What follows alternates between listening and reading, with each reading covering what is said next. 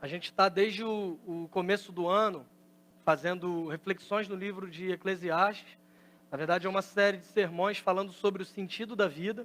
Começo do ano, na verdade, é uma época que a gente normalmente usa para parar para pensar sobre a nossa vida, fazer algumas análises pessoais, alguns planejamentos, alguns projetos. As pessoas costumam usar o termo resoluções também, é bem comum você ouvir isso. Todo mundo quer emagrecer tantos quilos, quer economizar tanto em dinheiro, quer fazer tantas viagens. Tem sempre alguns planos que nós fazemos no começo do ano, buscamos essa sabedoria de como viver, buscando o sentido da vida, e a gente entende que a palavra de Deus é o que traz essas respostas para nós, de forma especial para nós no livro do Eclesiastes, e como dizem que o ano no Brasil começa depois do Carnaval, a gente pode usar isso também, pensando que hoje é o primeiro domingo do ano, e a gente pode refletir ainda sobre o sentido da vida, sobre o que a palavra de Deus nos diz sobre isso. Aliás, passou o Carnaval, espero que o Carnaval de vocês tenha sido tranquilo, agradável, apesar de alguns dias de chuva que nós tivemos, né? Feriado com chuva, às vezes é meio sem graça, assim, igual torcer para o Botafogo, mas é fato que o Carnaval, ele passou. Mas um ponto interessante sobre o Carnaval é que antigamente as pessoas diziam que Carnaval é uma época onde se esquecem os problemas, se esquecem as dificuldades, se esquecem as discussões e a gente vai simplesmente se divertir, curtir, fazer festa. No contexto evangélico, se você é um cristão evangélico há mais tempo, se você cresceu em uma igreja evangélica, você vai saber do que eu estou falando. Se não é o seu caso, você vai entender um pouco como funciona. Mas Carnaval é um período que os crentes começavam algumas discussões entre eles. Por exemplo, alguns iam para o que a gente chama de retiro. E aí, alguns que não iam começavam a criticar o preço do retiro. Dentre os que não iam, estavam criticando o preço, tinha aquele grupo também que falava que era contra ir para retiro, porque justo nessa época os demônios estão dominando a cidade e é muito ruim a igreja sair e se retirar para os demônios fazerem a festa. Como se Deus não fosse suficiente para guardar o mundo e tudo mais, porque os crentes que conseguem guardar na verdade. Aí outros crentes que não iam também começaram a criar um negócio chamado bloco gospel. Não sei se você já ouviu falar sobre isso, bateria de escola de samba gospel, uma série de coisas. E aí começaram as discussões sobre a validade disso ou não. Isso é válido, é permitido para um cristão, isso é lícito, não é? Enfim, o máximo de discussão que a gente via nessa época do carnaval eram coisas desse gênero, falando obviamente do contexto dentro da igreja. Do lado de fora acontecia o que normalmente acontece, pessoas embriagadas, brigando nas ruas, uma série de coisas, mas dentro da igreja não havia muita discussão sobre outras coisas, além dessas questões de preço do retiro, se pode ter bloco, se o crente deve sair, não deve sair e tudo mais. Esse ano, eu acho que escancarou um negócio que já vem acontecendo há alguns anos, mas até o carnaval se tornou, para muitos, mais uma ferramenta de discussão ideológica. Não sei se vocês acompanharam isso, não sei se vocês têm acompanhado isso, mas é um tal de ver Jesus na goiabeira, ver Jesus na mangueira, só não vê Jesus na Bíblia porque não está lendo a Bíblia, mas está olhando simplesmente para as coisas que estão acontecendo. Na verdade, transformaram a figura de Jesus, ao invés de adorá-lo como nosso Salvador, a figura de Jesus acabou se tornando, para muitos dos que se dizem cristãos, uma ferramenta para fazer política partidária. No final das contas, a gente está abraçando esses extremismos, essa discussão entre pobres e ricos, entre direita e esquerda, como se isso fosse algo fundamental na caminhada cristã, como se isso fosse o mais importante que acontece na vida de um cristão. E aí começam a suscitar as seguintes discussões: quem é Jesus? Quem é esse Jesus que nós pregamos? Ele é alguém que veio para defender os pobres? Ele é alguém que veio para tirar os pobres da pobreza? Ele é alguém que veio simplesmente para validar o comportamento daqueles que são ricos, porque riqueza é um sinal da bênção de Deus. E sem que a gente perceba, a gente vai se apegando a esses extremos, e a gente não consegue perceber, mas a nossa preocupação quando nós abraçamos esses posicionamentos extremos, nunca foi em defender Jesus ou mostrar para o mundo quem Ele é, mas é usá-lo para justificar aquilo que nós pensamos sobre qualquer assunto. A gente teve esse triste poder de inverter as coisas. Ao invés de conformar a nossa vida de acordo com o que Deus quer, nós estamos transformando Jesus em alguém ou em uma ferramenta para nós defendermos aquilo que nós pensamos. Na verdade, nessa disputa entre esses extremos, defensores da teologia da prosperidade, defensores da teologia da miséria, você percebe, por exemplo, cristãos degladiando uns com os outros, se ofendendo, rotulando o outro de não cristão, e não se dão conta de que a Bíblia ela não é tão simplista nesse tipo de assunto. A Bíblia ela não divide as pessoas, e é esse o texto que a gente vai falar hoje, que Salomão fala sobre a questão de riqueza e de pobreza, mas a Bíblia não faz essa divisão tão simplista em dois grupos, dizendo que há os ricos e do outro lado há os pobres. Na verdade, ele divide isso em 4 grupos, porque a Bíblia ela não está necessariamente preocupada com a quantidade de riqueza que você tem, mas está preocupada com a forma como você a recebeu, a forma como você compartilha, a forma como você gasta, como você investe, como você administra a riqueza que você tem.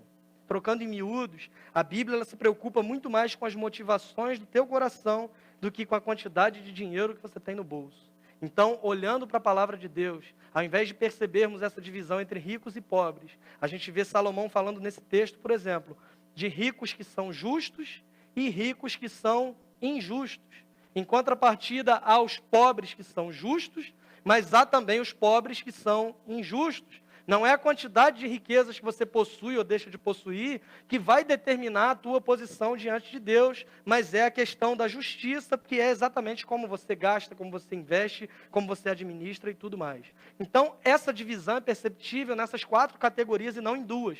Não são pobres e ricos, mas são ricos justos e ricos injustos, pobres justos e pobres injustos. Não são 2 apenas, mas são 4. Se você conhece um pouco da Bíblia, facilmente você consegue encaixar alguns personagens bíblicos nessas categorias. Se você não conhece tanto da Bíblia ou não gosta de fazer esse tipo de exercício mental, você consegue categorizar algumas pessoas que você conhece nessas 4 divisões. E se você for um pouco honesto, tiver um pouco de boa vontade, você consegue olhar até mesmo para dentro do seu coração e perceber em qual desses 4 lugares você acaba se enquadrando na sua atual situação. Dito isso, eu te convido a abrir a sua Bíblia em Eclesiastes, capítulo 5. A gente vai ler a partir do verso 8. Hoje o texto não vai ser projetado. E eu peço que você mantenha a sua Bíblia aberta, por favor, porque a gente vai caminhando ao longo do texto lido, à medida que a gente for conversando sobre isso. Salomão ele destaca essas 4 categorias nesse texto de hoje, e é um pouquinho sobre isso que eu queria conversar com vocês nessa noite chuvosa.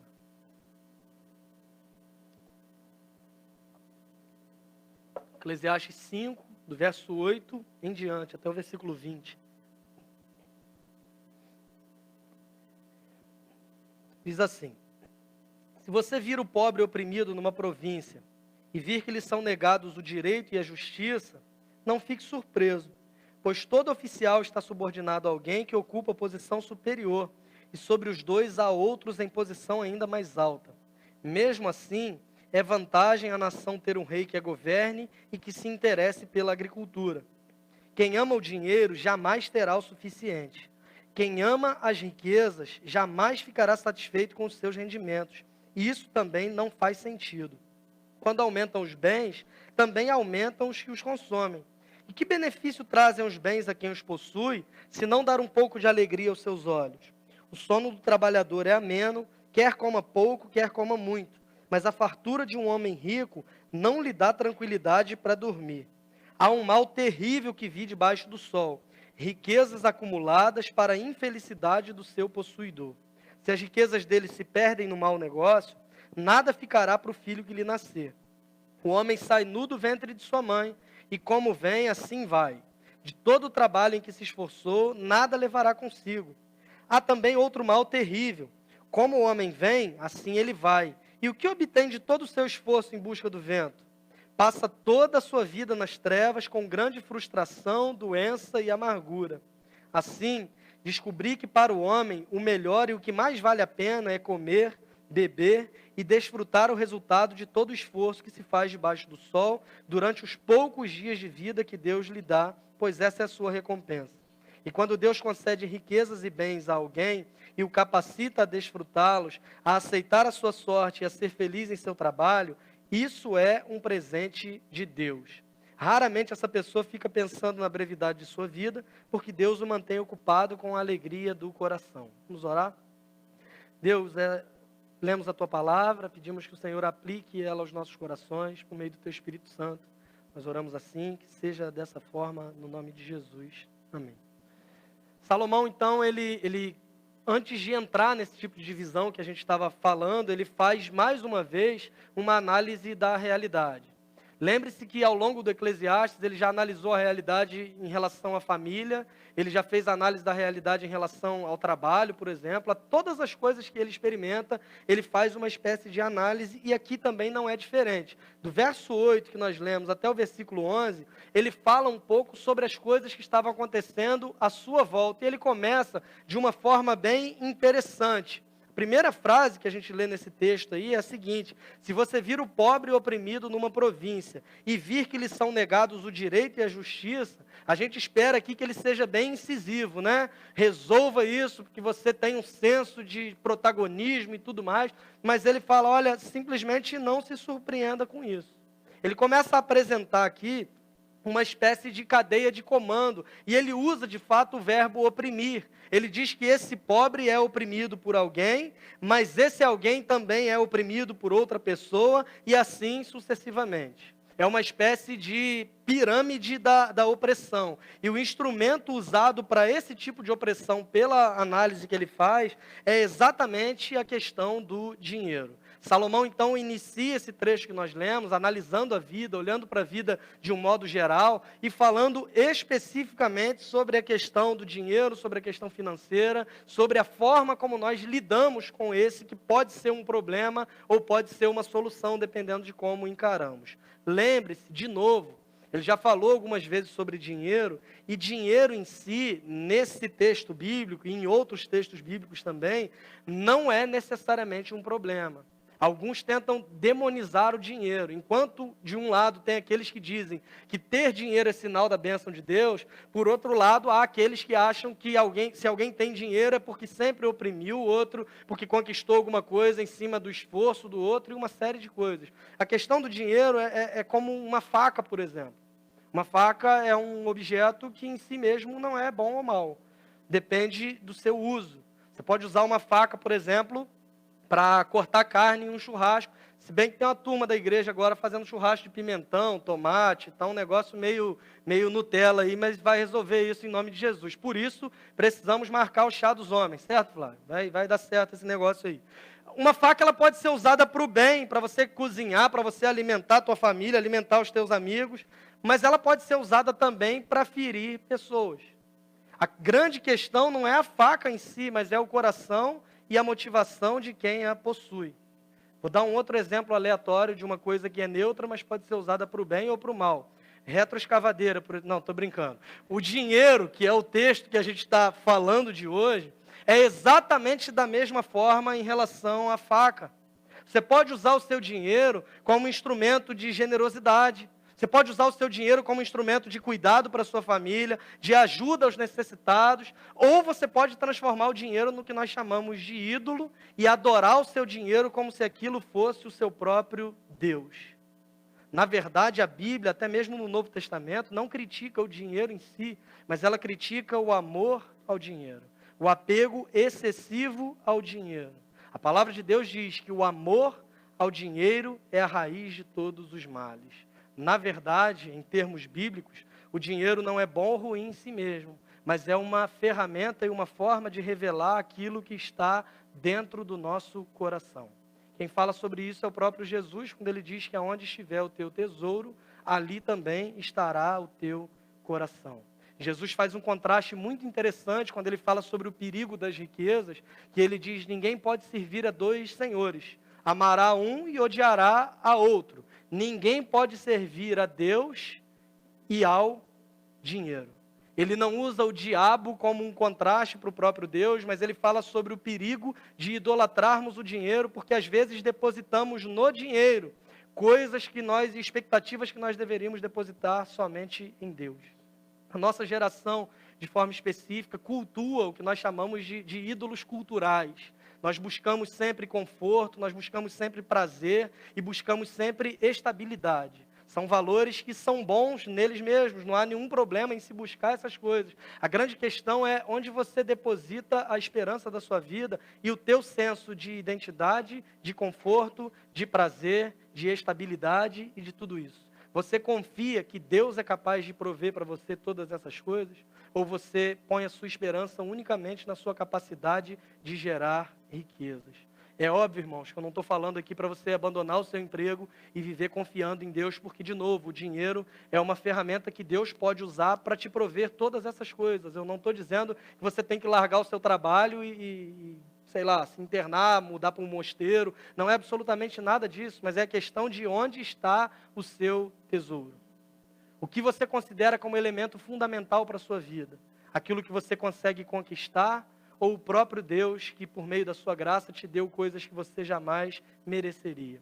Por isso o dinheiro é um tema polêmico às vezes, especialmente em igreja evangélica, especialmente pastor, tem uma fama muito legal por aí acerca de dinheiro, e às vezes a gente fica meio receoso para falar.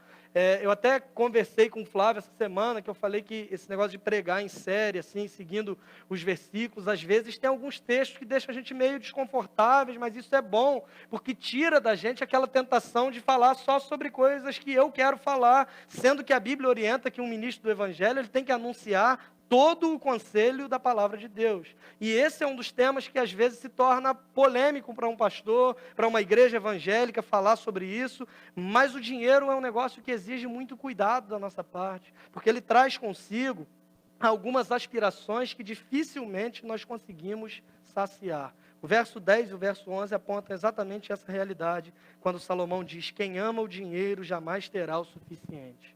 Ele está falando de alguém que ama o dinheiro.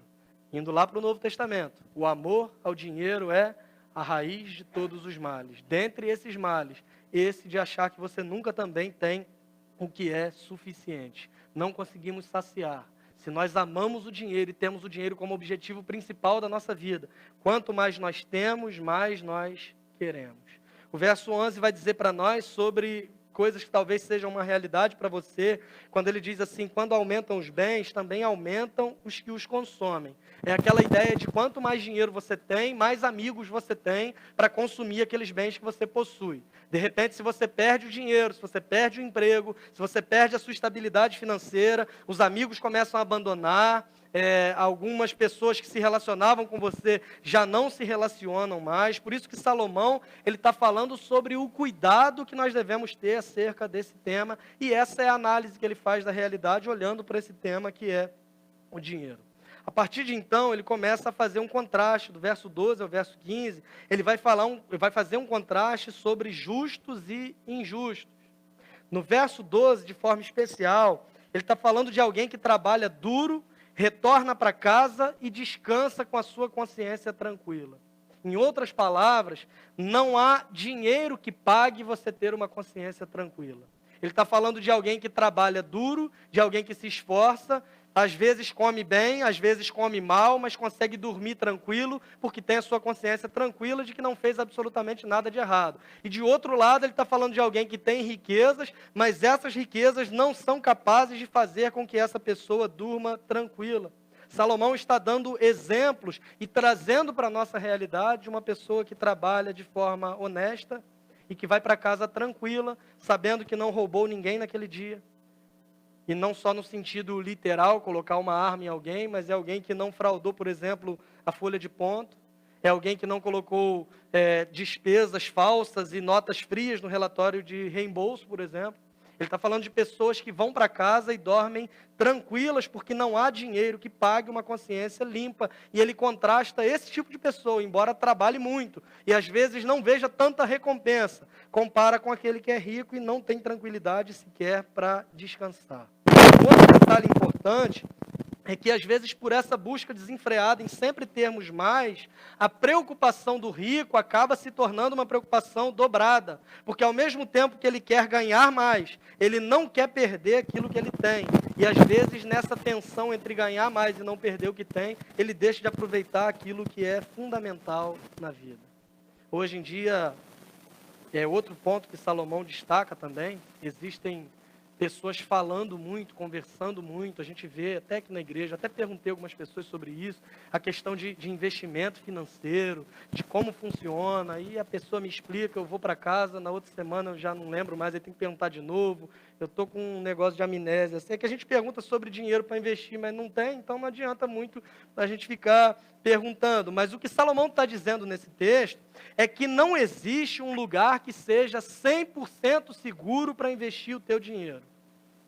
Por mais que haja uma boa oportunidade de investimento, por mais que existam boas opções, não tem como você cravar que há um investimento 100% seguro para você colocar o dinheiro que você tem. O verso 14, ele vai falar, por exemplo, sobre alguém, se as riquezas desse homem se perdem no mau negócio, nada ficará do que lhe nascer. A gente olha para a história da humanidade e a gente percebe a Grande Depressão, por exemplo, em 1929. A gente percebe algumas crises mundiais que aconteceram. Em 2008 nós tivemos uma, há muito pouco tempo, se você for falar em termos históricos. No Brasil, a realidade que a gente vem enfrentando hoje, aí tem bolha de mercado imobiliário, você vê mercado quebrando, recessões chegando. Nós percebemos que as crises são reais e todas essas coisas, por mais que pareçam seguras, elas estão sujeitas também às circunstâncias. Salomão está dizendo é o seguinte: invista o que você tem naquilo que não está sujeito às circunstâncias. Ou seja, não gaste toda a sua vida preocupado com coisas que são terrenas, efêmeras e passageiras, mas se dedique a questões que são eternas. Você lembra que o dinheiro é uma ferramenta para revelar o que há no fundo do teu coração? Baseado nisso, quantas pessoas estarão na eternidade com Deus como fruto da tua generosidade? Quantas pessoas estarão no céu junto contigo como resultado de um coração grato e generoso que investiu em coisas que são eternas? De forma bem prática, dê o primeiro fruto dos teus ganhos a Deus, seja fiel a Ele. Pague também as tuas contas. Invista, obviamente, uma parte com sabedoria, porque é importante também. Não é um discurso de você gastar tudo que você tem, muito pelo contrário. Isso também é uma forma de idolatria do dinheiro e do seu próprio prazer. Seja generoso com os outros, a começar pela tua família. Tem gente que é generoso demais com os de fora e se esquece daqueles que estão dentro.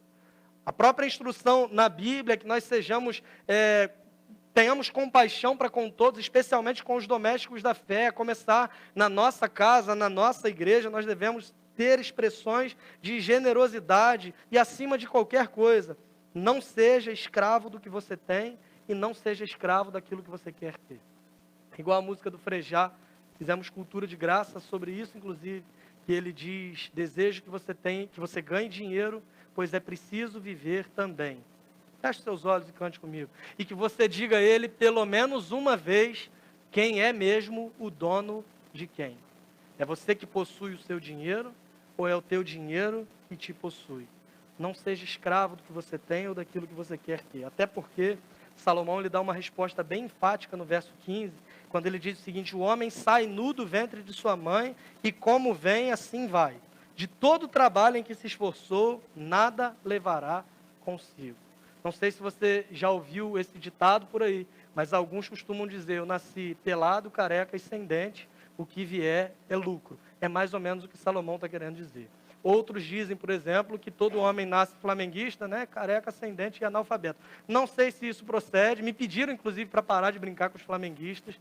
Eu vou parar de fazer isso, porque depois eles ficam ligando para a gente, falando que sequestrou a mãe, o irmão. Não sei se já aconteceu com vocês. Mas é fato que é isso que Salomão apresenta aqui no verso 15. O homem vem nu. Ele chega aqui sem possuir coisa alguma. Ele chega aqui sem posse nenhuma, sem propriedade nenhuma, sem esse senso de identidade naquilo que tem, porque ele não tem absolutamente nada. E o que ele está dizendo é o seguinte: quando você for embora, sabe o que você vai levar? Absolutamente nada também. Igual a história daquele homem que conquistou riquezas e, por ser enormemente egoísta, ele disse que queria ser enterrado com todo o dinheiro que conseguiu juntar, e colocaram o corpo dele num caixão, fizeram um caixão maior, encheram de dinheiro, até que veio alguém da família, muito esperto por sinal, tirou todo o dinheiro para não ocupar espaço, colocou um cheque no bolso dele e despediu com uma coroa de flores, dizendo: vai descontar seu cheque no quinto dos infernos. É exatamente o que Salomão está dizendo aqui. Não com essas palavras, que ele não era assim que nem eu, graças a Deus, né? Mas Salomão está dizendo aqui exatamente que você não possui absolutamente nada. Você chegou aqui sem possuir absolutamente nada, e quando você morrer, você também não levará absolutamente nada. Depositar o seu senso de estabilidade, o teu senso de conforto, de prazer nas riquezas, não traz o menor sentido para a vida. Salomão disse por algumas vezes, isso também não faz sentido. E a partir do versos 16 e 17, ele vai falar agora sobre uma vida sem sentido, sem categorizar se é um rico ou se é um pobre. Ele está falando de pobres injustos e ele está falando também de ricos injustos. Porque o que determina o significado da tua vida não é aquilo que você possui, mas é aquilo que te possui. O que determina o significado e o propósito da sua existência não é aquilo que você tem, mas é aquilo que tem em você. É aquilo que te controla, é aquilo que te motiva. Em outras palavras, é aquilo que você adora. Você adora a Deus de fato? Ou você construiu deuses à sua imagem, conforme a sua semelhança, porque nós conseguimos inverter a ordem. Nós fomos criados à imagem e semelhança de Deus. Mas nessa questão de idolatria, nós construímos deuses à nossa imagem, conforme a nossa semelhança, de acordo com os nossos próprios desejos. Pior, às vezes nós achamos que estamos servindo a Deus, mas nós vemos Deus meramente como um gênio da lâmpada. Alguém que eu esfrego a Bíblia e ele aparece para realizar todos os meus desejos, ele se tornou um servo meu. Tudo isso como resultado de não ter uma compreensão adequada do que é o dinheiro e de como ele pode ser usado. Existem também pobres que são injustos, eu tenho certeza que você vai conhecer alguns. Existem pobres que são orgulhosos. Salomão fala em outros exemplos também. Não sei se você já cantou a musiquinha da formiga, que Deus não quer preguiçoso em sua obra. É um trecho bíblico também, escrito pelo próprio Salomão. E ele fala que, de fato, existem aqueles que não gostam mesmo de trabalho. Filosofia do seu Madruga, o trabalho é bom, ruim é ter que trabalhar. Existem mesmo aqueles que são preguiçosos, mas há também aqueles ricos que são injustos, que construíram a sua riqueza com o suor e com o sangue do outro. Tem uma canção dos Arrais que falam sobre essas pessoas que moram em mansões construídas no abuso do pobre. E o que a Bíblia fala sobre dinheiro? É bênção? É maldição? Depende. É igual a faca. Depende da motivação que tem no coração de quem está empunhando a faca. O dinheiro também depende da motivação que está no seu coração.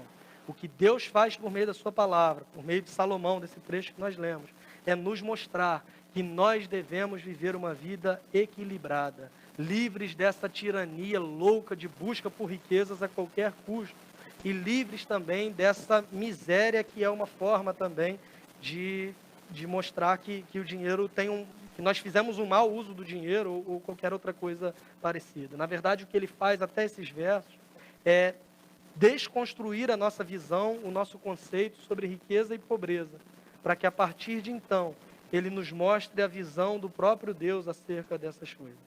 Tendo nos feito refletir sobre o que pensamos sobre riqueza e pobreza, a partir do verso 18, nós somos apresentados agora a uma possibilidade de vida piedosa, independente do quanto tenhamos, independente da classe social em que estejamos representados. Do mesmo jeito que ele falou sobre pobres e ricos injustos, ele está falando agora de uma possibilidade que nós temos, de sermos ou pobres ou ricos, ou mais ou menos, mas que sejamos justos, porque o que determina a nossa situação diante de Deus não é a riqueza, mas é a questão da justiça. Leia comigo dos versos 18 ao 20, ele diz o seguinte: assim, descobri que para o homem o melhor e o que mais vale a pena é comer, beber e desfrutar o resultado de todo o esforço que se faz debaixo do sol durante os poucos dias de vida que Deus lhe dá, pois essa é a sua recompensa. Quando Deus concede riquezas e bens a alguém e o capacita a desfrutá-los, a aceitar a sua sorte e a ser feliz em seu trabalho, isso é um presente de Deus. Raramente essa pessoa fica pensando na brevidade de sua vida, porque Deus o mantém ocupado com a alegria do coração. Como encontrar, irmãos, sentido para a nossa existência nessa vida que nós vivemos debaixo do sol? Vivendo uma vida justa. Só que nós somos injustos e esse é um grande problema. Para que a gente viva uma vida justa, sendo injustos, nós dependemos de um fator que nós chamamos de graça de Deus. Por que nós somos injustos? que somos pecadores. O ser humano foi criado em harmonia com Deus, em um relacionamento perfeito com Deus. O livro do Gênesis diz que Deus todos os dias conversava com Adão na viração do dia, para saber das coisas, para compartilhar coisas, mas os nossos primeiros pais, Adão e Eva, decidiram deliberadamente pecar contra Deus e essa relação foi desfeita. Para falar em termos financeiros, nós tínhamos uma dívida com Deus e essa dívida era totalmente impagável.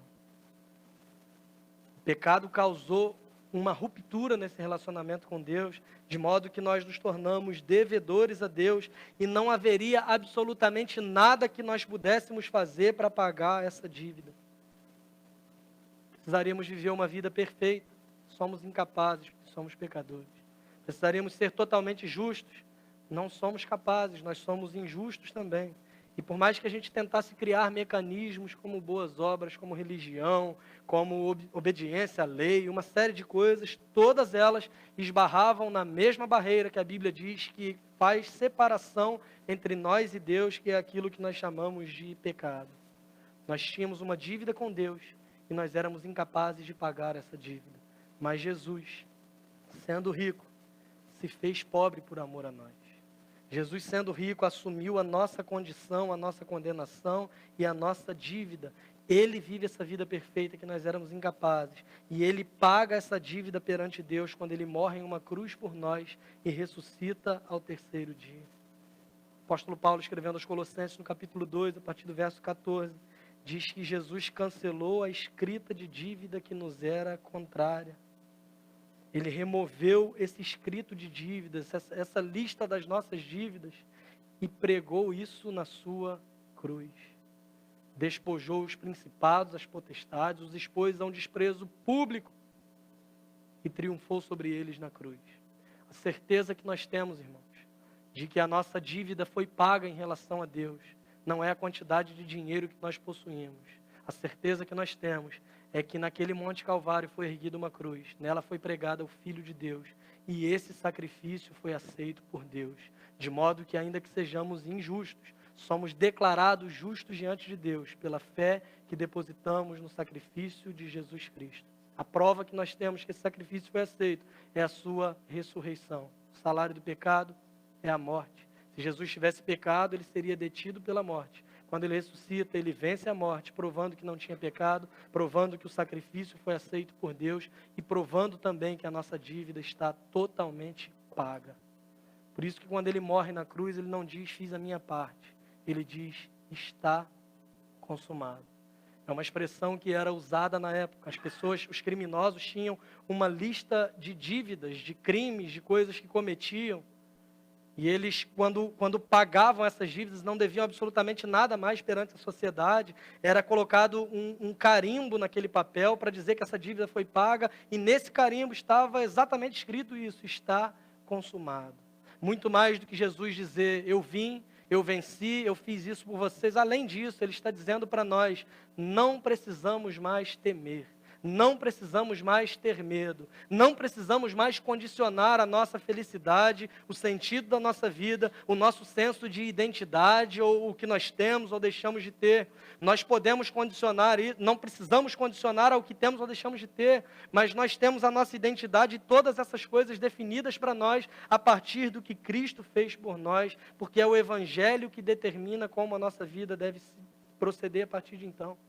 É a partir do Evangelho que nós encontramos a nossa identidade. É a partir do Evangelho que nós temos a certeza também de que um dia viveremos eternamente no reino de Deus. Porque se Jesus, quando ressuscita, ele diz que iria para o céu preparar lugar para todos aqueles que creem no seu nome. Ricos ou pobres, direita ou esquerda. Viveremos sob o reino daquele que é o Rei dos Reis e governará para sempre. Viveremos em perfeita harmonia, porque o seu reino é eterno e o seu domínio não terá fim. E aí você me diz, mas esse é um discurso escapista. Falar isso para o rico é tranquilo, porque falar que você vai para o céu, vai viver com Jesus, ele já é rico aqui na terra, então ele vai viver bem 2 vezes. Agora, falar isso para o pobre, você está dizendo para ele assim, ó, não se preocupa, você vai ser pobre mesmo, acabou, o que importa é quando chegar na eternidade, porque esse negócio de justiça, a gente não vai conseguir de forma nenhuma, muito pelo contrário. O que Salomão está nos mostrando é que é possível, antes mesmo de chegarmos no céu, olhando para a palavra de Deus, nós encontramos orientações para uma vida reta e justa. Ainda somos pecadores e injustos, mas herdamos a justiça de Deus por meio da fé no sacrifício de Cristo Jesus. Embora não sejamos perfeitos, estamos sendo transformados dia após dia, conforme a imagem de Cristo, o nosso Rei, o nosso Senhor, o dono de todas as coisas e aquele que se fez pobre para que pudéssemos herdar a sua justiça mediante a fé nele. Essa vida justa como acontece? Se isolando da realidade, se sentindo melhor do que os outros que não a conheceram, se sentindo filhinho querido de Deus, absolutamente que não. Essa vida justa, ela é prática, ela acontece no dia a dia. Às vezes nós temos a tendência de separar as coisas. Aquilo que é sagrado é ir na igreja no domingo. Aquilo que é secular é o meu trabalho na segunda-feira até a sexta, no sábado, como eu me divirto, mas domingo eu tenho que parar de novo para me dedicar ao sagrado. Não, Salomão está falando que essa possibilidade de vida justa acontece nas coisas mais simples da vida: comer, beber, desfrutar do trabalho e do resultado dele, trabalhar para fazer dinheiro, apreciar a saúde, apreciar a vida, seguir em frente sem se prender às mágoas. Viver uma vida justa é fazer todas essas coisas para a glória de Deus.